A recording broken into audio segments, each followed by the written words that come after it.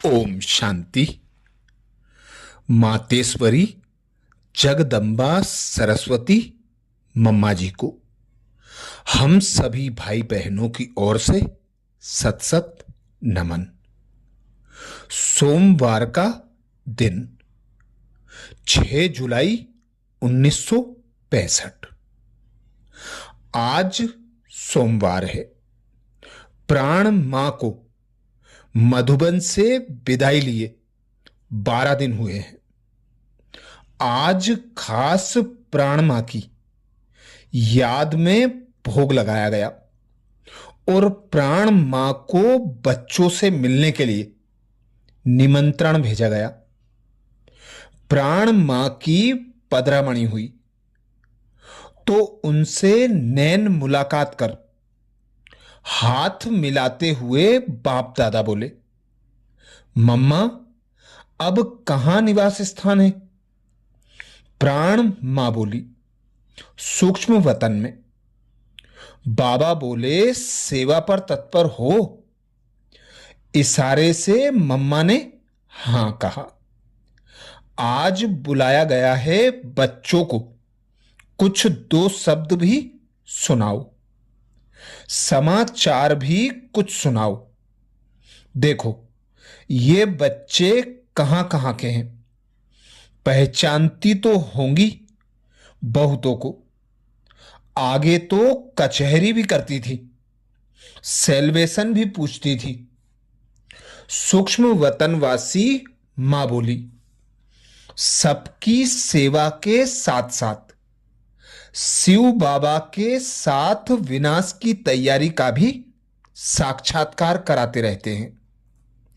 जो अनन्य भक्त हैं उनके पास भी जाते रहते हैं और आप वत्सों की भी रूहानी सेवा करते रहते हैं। यहां अंत समय प्रभाव निकलने के निमित्त जो व्यक्ति हैं उनका भी इन एडवांस साक्षात्कार करते रहते हैं। अतः प्रेरणा से अंतःवाहक शरीर द्वारा उन्हों की बुद्धियों को प्रेरने की सेवा चलती रहती है। फिर तो भोग की तैयारियां हुई और मां ने अपने होली हस्तों से सबको भोग दिया। बाद में बाप दादा ने सबको गोद में बिठाया और प्राण मां मुख में टोली देती गई। लगभग 1.5 घंटे तक यह अनोखी रंगत रही। बाद में प्राण बाबा ने प्राण मां को स्थूल वतन से विदाई दी। आज वतन में बाबा ने खास मम्मा को बुलाया था और हम सब बच्चों ने भी मम्मा को बुलाने का बाबा को संदेश दिया था। जाते ही मम्मा और बाप दादा ब्राह रूप से तो 2 मूर्ति थी, लेकिन वास्तव में त्रिमूर्ति हैं। दूर से ही बहुत दिनों के बाद ही वतन में मम्मा को देखा तो पहले तो थोड़ी सी खुशी हो रही थी, फिर यह भी आ रहा था कि बहुत दिनों के बाद मुखड़ा देखा। मम्मा का देखना बड़ा निर्मोही था, उपराम तथा न्यारा था। प्यार तो उसमें भरा हुआ रहता ही है। ऐसी अवस्था के आगे हमारा कुछ चल नहीं सकता। बाबा ने कहा, मां से मिलो। हम आगे बढ़ी तो मम्मा ने कहा, नहीं, पहले बाप फिर मां। फिर बाबा के पास बढ़ी और मिली। मम्मा ने कहा, सुनाओ तो, विशेष याद किसकी थी? हमने कहा, वैसे तो बीच को याद करते हैं, परंतु आपकी भी याद थी। मम्मा ने हालचाल पूछा। सभी बच्चे किस रफ्तार से चल रहे हैं? फिर कहा, तुम बताओ, तुम क्या समझती हो? तो मैंने कहा, उमंग तो बहुत है, उमंग के साथ कदम भी उठा रहे हैं। मेजोरिटी सब में उमंग है कि जैसे हमारे मम्मा बाबा का यादगार रहा वैसे हम भी कर्तव्य करें। मम्मा ने कहा, यादगार अपना कायम कैसे होता है? क्या मुख्य बात ध्यान में रखें जो हमारा यादगार कायम रहे। मम्मा बाबा ने क्या किया जो यादगार रहा? मम्मा ने सुनाया, जो जितना जितना याद में रह करके कर्म करता उसका यादगार बनता है। याद में रहकर कार्य नहीं करते हैं तो नहीं, तो याद का फल बनता है यादगार।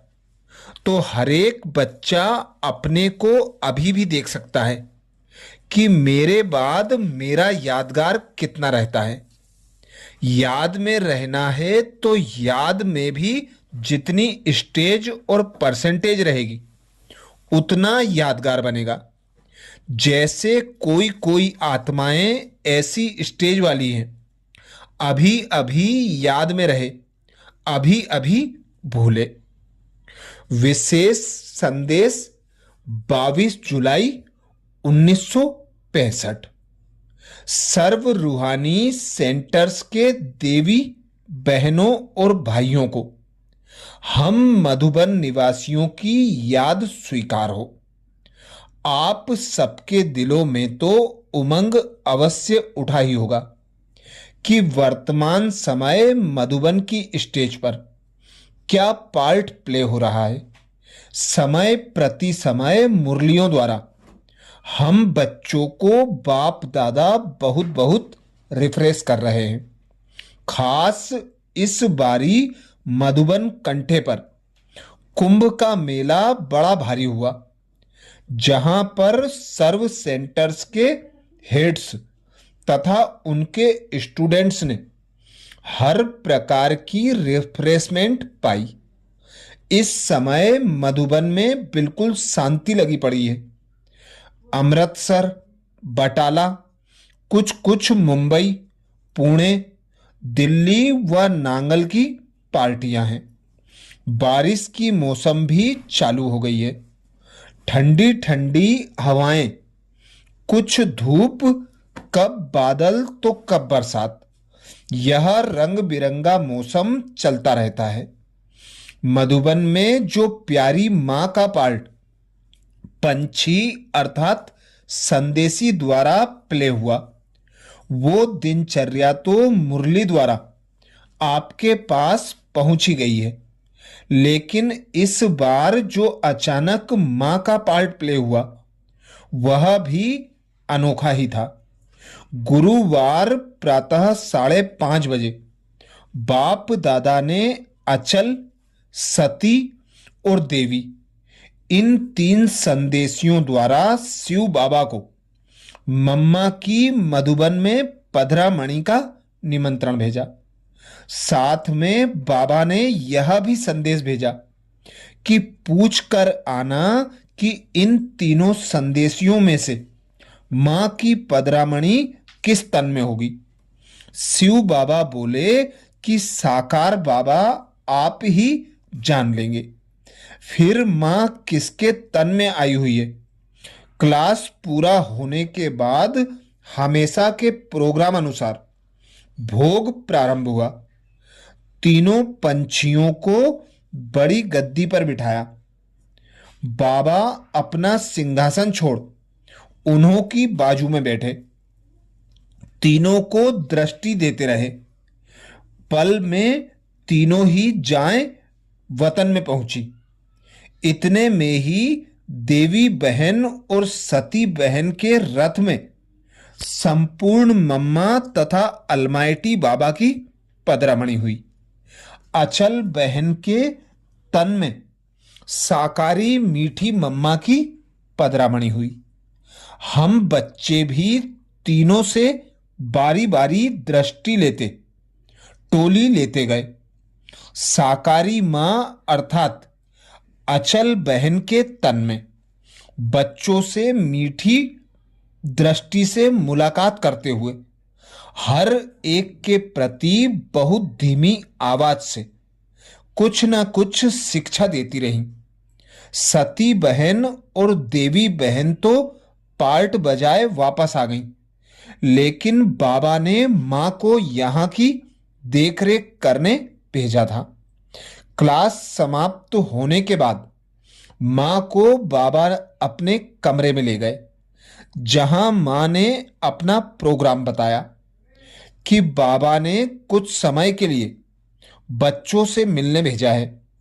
फिर साकार बाबा के डायरेक्शन अनुसार जिस रीति से पहले मां का कमरा बनाया गया था, उस रीति से बनाया गया। फिर दो बच्चों से पर्सनल बात की। बाद में भंडारे की तरफ चली। वहां भी हम बच्चों को शिक्षाओं से सजाया, जिसमें खास ब्रह्मा भोजन के महत्व को बताया। कहा, तुम जब ब्रह्मा भोजन बनाते हो, सब्जी काटते हो, तो उस समय एक ही शिव बाबा की याद में रहकर करने से इस ब्रह्मा भोजन में ताकत रहती है। 5000 वर्ष बाद यही देवता झाड़ के बिछड़े हुए बच्चे डायरेक्ट आ मिले हैं। डायरेक्ट ब्रह्मा भोजन का बड़ा महत्व है, तो ऐसे ब्रह्मा भोजन को प्यार से बनाना है। यह बाबा की दुकान है, जहां बहुत सच्चाई व ईमानदारी से सेवा करनी है। देखा देखी की सेवा नहीं करनी है, लेकिन बड़े प्यार से घर का मालिक समझ सेवा करने से कुछ बनता है। यह मेरा ही घर है, मेरा ही परिवार है, ऐसा समझने से फिर दूसरा भाव नहीं उठता।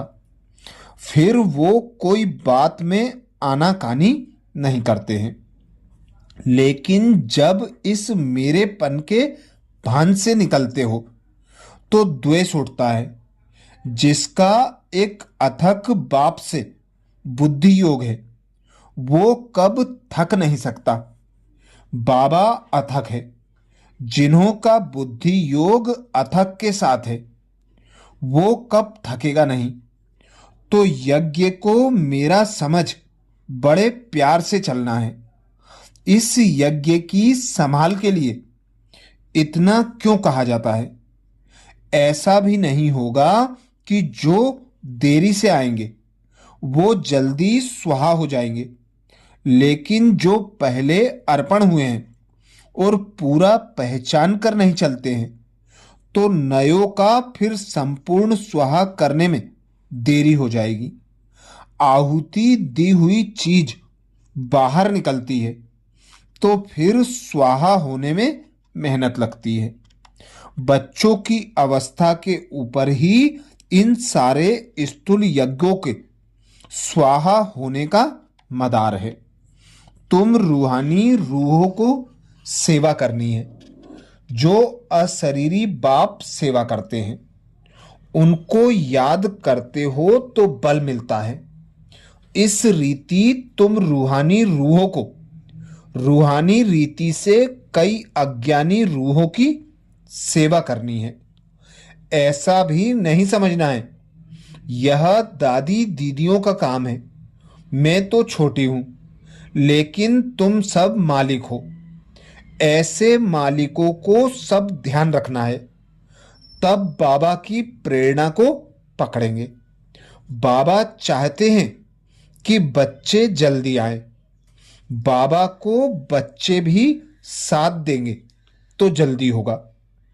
एक अनुभव जब कोई झाड़ की चोटी पर चढ़ता है तो उसको देख कई साहस करते हैं चढ़ने का, लेकिन एक चोटी पर चढ़कर गिरता है तो उसे देख कोई भी चढ़ने का साहस नहीं करता। बाप दादा से अब बहुत मेहनत नहीं लेनी है। बहुत सेवा केंद्रों पर चक्कर लगाती रहती हूं। अर्जुन बाप की पूरी पहचान नहीं है, जिस कारण बहुत भूले होती रहती हैं। तुमको सबके लिए आदर्श बन खड़े रहना है। कई ऐसी आत्माएं जो टच हो वर्षा लेने आती हैं, आदेश को प्रैक्टिकल न देख पीछे हट जाती हैं। सेवा भी एक की याद में ही करनी है। उनकी याद से जो सेवा करते हो तो सबूत भी जल्दी निकलता है। ऐसे ऐसे शिक्षाओं से सजाया माँ ने। कुछ समय के बाद विदाई ली। तो ये विशेष भोग संदेश और मम्मा की पदरामणि 22 जुलाई 1965 को हुई, जिसमें मम्मा ने हम बच्चों को अनेक शिक्षाएं दी। ब्रह्मा भोजन का महत्व समझाया, पुरुषार्थ की अनेक सहज रीतियां बताई। तो ऐसे ही विशेष मम्मा की शिक्षाओं के, विशेषताओं के वीडियो के लिए बाबा के चैनल को सब्सक्राइब करें। वीडियो को ज़्यादा से ज़्यादा बीके भाई बहनों तक शेयर करने की सेवा जरूर करें। अच्छा, ओम शांति।